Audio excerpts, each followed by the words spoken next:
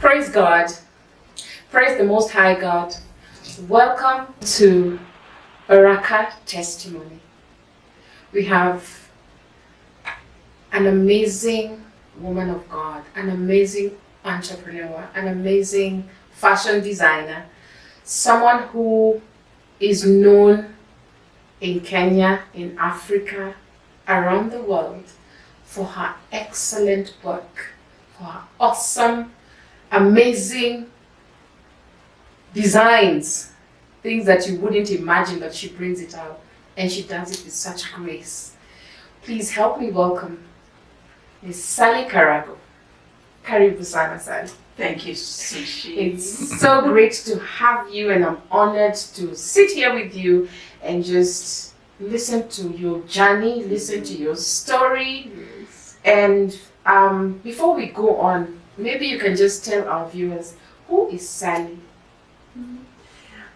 Sally is a mother of two boys. Sally is also a mentor.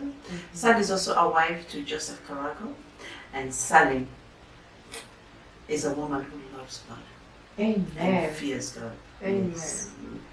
So I know every one of us, we know you as this amazing fashion designer. Fashion designer, not tailor, fashion designer. And a lot of us do not understand the journey, because sometimes when we see someone who's very popular, we tend to have our own mind about the person. We think, oh, they just had a good life and things have been easy for them. They're from an affluent family, and so voila, everything they have has come easy.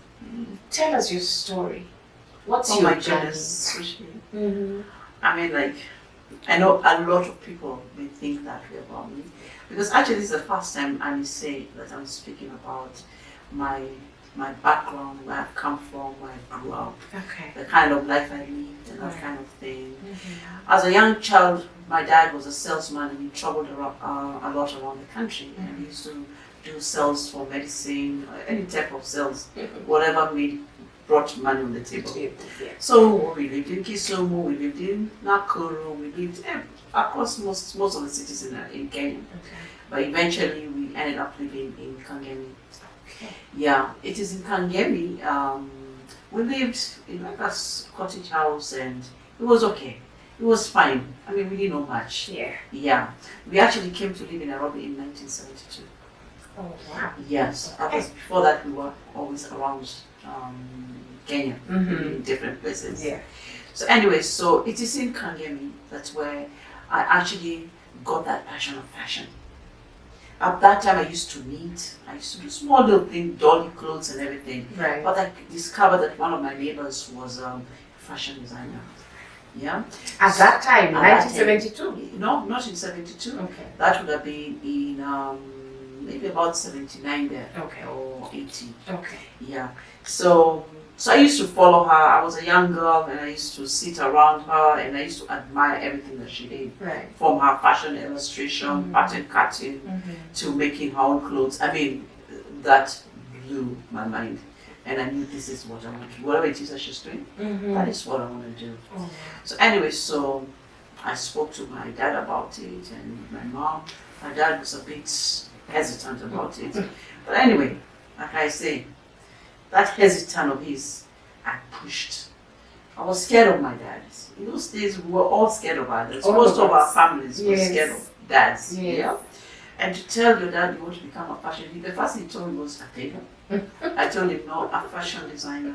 So anyway, my mom, we looked for a school, and I got into a school. I enrolled in Nairobi, and I started doing this course, Mm-hmm. and I loved fashion.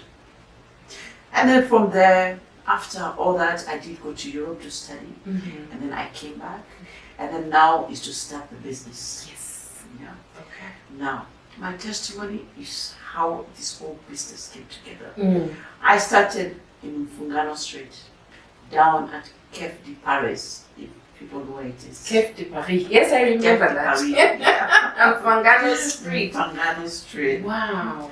And at that time, I had just been married with my husband. Mm. It was around about 1992, 1993 when we got married. And then from there, I worked there for some time. But being on that side of River Road is where I learned a lot. Okay. A lot of the Asians there, they had a lot of materials that they don't literally sell on the counter, but that's what they use in making their garments. Yes. Let's say those are certain canvas, Yes. well, things that you don't get in your shop. Yes. But because of knowing them and just knowing what was behind, I was always curious to see what the workshops were like. So I learned quite a bit. Yeah, even in that side of town. You know, it was very scary for me at the first time. Yes. You know, but I was like, anyway, this is where we're gonna start. This is where we're gonna start. And I had a partner then. Then after that, I stayed there for about 2.5 years, and then then we did a show. We used to have a competition in Kenya, fashion.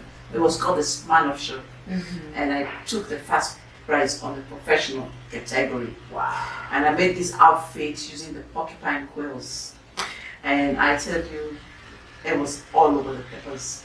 But anyway, so from there, we split with my business partner. Then I had to start on my own. On your own. Now that is where I'll tell you where. If you have a vision, then there's something. They say when you have a vision, then money will follow that vision. Yes, true. Yes. Or divine helpers will come. Will come your way. Will come your way. Yes. So I needed to buy machines. I didn't have much. Yeah. And so I was like, you ask your parents, they're like, they wash their hands away from you. We've taken you to school. You've taken you to school, now you sort yourself. I don't have any titles, I don't have anything to put into the bank for a small soft loan. So I was like, how am I gonna do this? So anyway, I ran down it was not Beginings Street, it was also River Road. And I found an old man, and behind him were all these old industrial machines. Okay. And I walked back and forth, and he kept on asking me, Madam, what do you want? So I told him, I actually want machines. And I don't have the money. And then he told me, if you know of a person, after he has heard my story, I used to tell him, I'm so determined to be a fashion designer in this town. Yes. Yeah, I want to make a difference, you know? Because by then, there were really none, you know? And I'm talking about beginning of the 90s. Right. You never had people call themselves fashion designers. No. No. So he told me, okay then, okay young girl, just get me post-dated checks. And he gave me my 4 industrial machine, and I went, obviously I went to look for my, for somebody to help me. And at that time, I went to my husband Joe, who we were courting. At the time you were courting. Okay. Yeah. So he did give me the post-dated checks because he had a business, or he was working for a family, and he gave me these post-dated checks, and I presented to this man, and he was so willing to help me bring them and that kind of thing. Wow. Yeah. Now that is how I started my business. If there's a testimony, for me that was my kickoff of Beginings.Sally Limited. This is where I do my production. That's my production house. Yeah. So we call it Beginings.Sally Limited. Yeah. So it is from there. I had a very small room there at Gong Road. Right. Yeah. And what I'll do is that we shared it with my mother, and I shared it with 2 tailors. Okay. Would you believe it? At those days, we used to pay our tailors 3,000 shillings a month. That's how bad tailors are paid in this town. Yeah. 3,000 a month? 3,000 shillings a month. Okay. Wow. Try looking for that tailor today. There's nothing like that today. I know. Yeah, things have changed. I know. Things have changed. Yeah. So it is in that place where I had these industrial machines. I saw something different. Or things became so different for me. And because I also positioned myself in winning all these awards that were in Nairobi, which is key. Position yourselves. Yes. Yeah. You know, Mhm. it is in this positioning now people start looking at me as a fashion designer. Designer. Yeah. So anybody going for a wedding, they had to come to my workshop. Yeah, or maybe sometimes I go to their places. Mm. So when I started making like one-piece skirt, or somebody makes an order of a skirt or a blouse, Mm. they can keep me waiting in a toilet, for fitting, because I have to always do fitting. Keep me waiting there for 2 hours just to fit a skirt Mhm. and a top. Right. So what I'll tell people is that don't dismiss small beginnings. Yes. Yeah. Because I used to tell myself one day I'll have a room Mm. where they will come, Mhm. make an appointment Yes. to see me. Like I make an appointment to see my dentist. Yeah. Wow. So, like I said, I persevered. I still went to those toilets to wait to feed people because I had to make some money Mhm. and that kind of thing.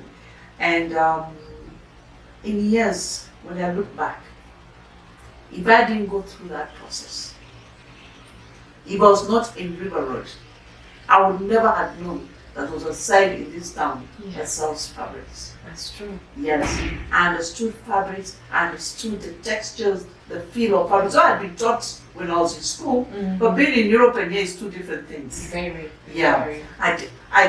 in Europe you're taught to dress a size 8 or size 10. Mhm. Size 12 is big for them. Okay. Yeah. So my models were fitting small little girls. Yeah. Wow. Now when I came back to Nairobi, Mhm. I mean, you're taking your tape measure, Mhm. then you're finishing the whole tape measure on Come on somebody's now. hips. 18, 20, 22. Yeah. So somebody's hips are 46 or even 50. 50. You Right. had never seen this. So what I did is I take back my books, Mm. and go through revision, Mm. and do patterns to fit the African woman. That's the body that is in Kenya or is in Africa. I don't think it's something that people should be ashamed of. Yes. It's something that makes us also unique and Yes, different, yes. and that kind of thing. That's true. So everything, where we begin, don't despise it. Where you've come from, it's not your end. Yeah. So your end does not determine where you began. Thank you so much, Sally. You said something very profound. Don't despise your humble beginnings because you never know where you'll end up. God has a purpose for everything that happens in our lives. And sometimes you might decide, this is my life, I can't move, like in your situation. You decided that I'm going to make it. I can do better. I can change lives. And right now, even sitting here and listening to you, I'm so mesmerized, yet I'm so grateful to God for giving me that zeal to move forward and not give up. Yes. Thank you so much for sharing your testimony. I know there are many more other testimonies, and we will come to that Yes. in due time. But thank you for allowing us into your beautiful home and just giving us your story. I pray that our viewers are encouraged today. Humble beginnings. Stay true. God bless you. Thank you for watching.